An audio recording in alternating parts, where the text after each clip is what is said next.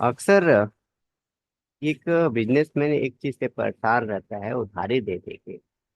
उधारी दे दे के इससे परेशान रहता है कि सामने वाला पैसा देता है और देने के बाद ये कंफ्यूजन रहता है कि भैया कौन सा बिल का पैसा दिया और कौन सा बिल का पैसा नहीं दिया।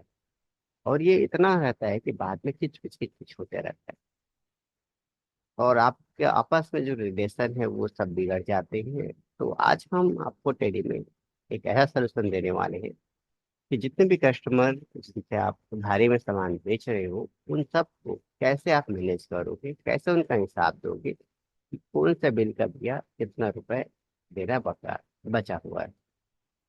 तो सबसे पहले मैं आपको सेटअप के नाम पे दिखाता हूँ। ये देखो, ये परचेस है और एक कस्टमर को हमने सामान सेल किया है।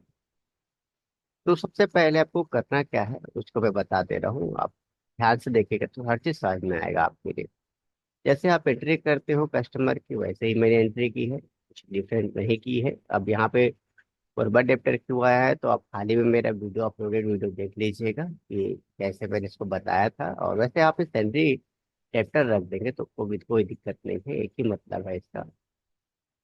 और इसके बाद आप आ जाइए गुड सेल्स में, जैसा आप बनाते हैं वैसा ही मैंने बनाया है, कुछ डिफरेंट नहीं किया है। और इसके बाद आपका स्टॉक भी जैसा आप बनाते हो वैसा बनाया है।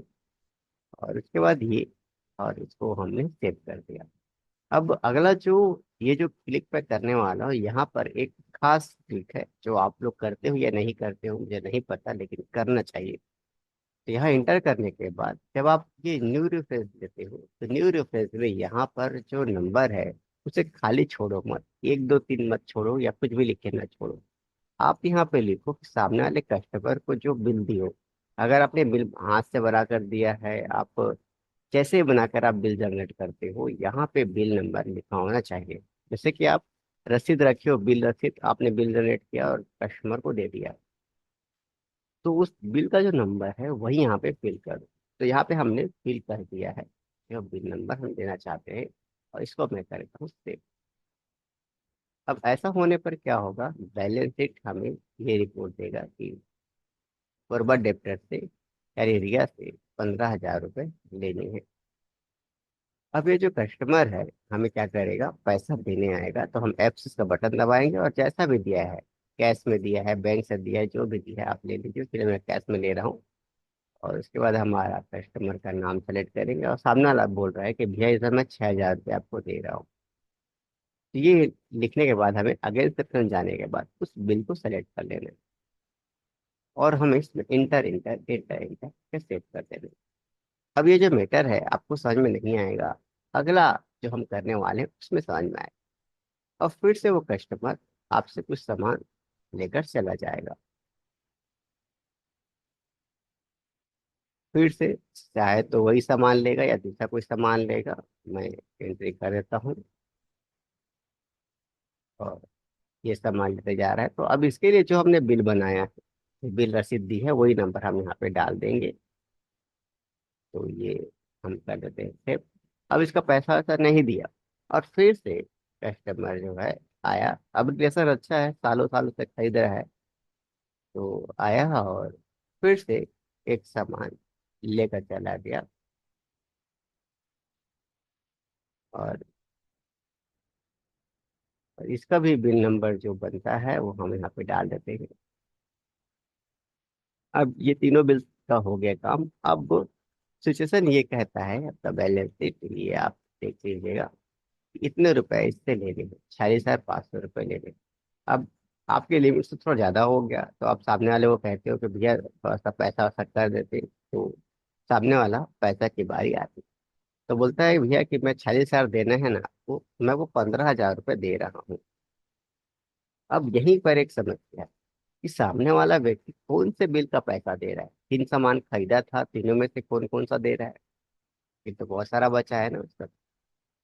तो सबसे पहले तो रिया को लेते हैं एक बार। और सामने वाला कहता है कि 15,000 रुपये मैं दे रहा हूँ, तो आप 15,000 रुपये ले लो।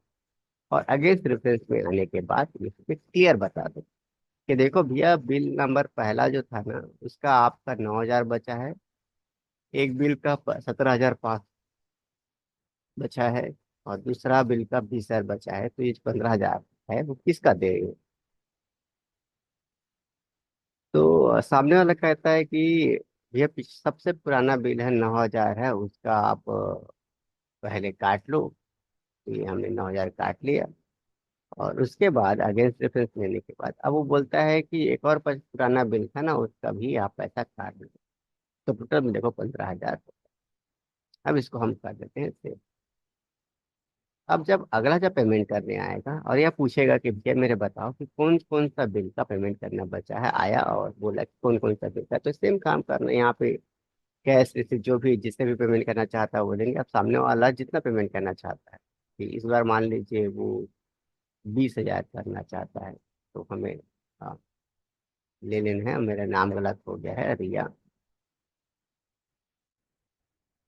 और यहाँ पे अगेंस्ट रेफरेंस रहेगा। अब यहाँ पे हमें लेना है कि किस बिल का दे रहे हो, किस बिल का दे रहे हो, दोनों में से छांट लेना है, सामने वाले से पूछ लेना है। अब सामने वाला कहता है कि ये बिल का काट लो और इसका कुछ दे दो और काम कंप्लीट करो, देखो चलिए कैसा मैनेज कर रहा है। तो इस तरीके से आप हमेशा बचते रहेंगे कि कैसे आपका जो कस्टमर है वो कौन से बिल का पैसा दिया है, इसका हिसाब हमेशा होते रहेगा। अब यहाँ पे चलो 5,000 सामने वाला दे रहा है, तो फिर से वही कि भैया आपका 2 बिल का तो क्लियर हो गया, अब ये एक जो पुराना बिल था उसका 11,500 बचत था वो दे दो। ऐसा ही हिसाब हम पूरा तरीके से कर सकते हैं। तो इस तरीके से हमने आपको समझा दिया कि अपने जितने भी कस्टमर्स हैं, उधारी वाले खिचखिच वाले, उनका हिसाब कैसे आप रखें, और बिल्कुल हिसाब रखना जरूरी है। नहीं तो फिर क्या होता है कि उन लोग किचकिच करके अपना पैसा भी नहीं देते हैं। हमें बताना पड़ता है ना कि कौन सा बिल है, कितना कितना बचा है, तो टेली इसको अच्छा तरीके से रखता है हिसाब।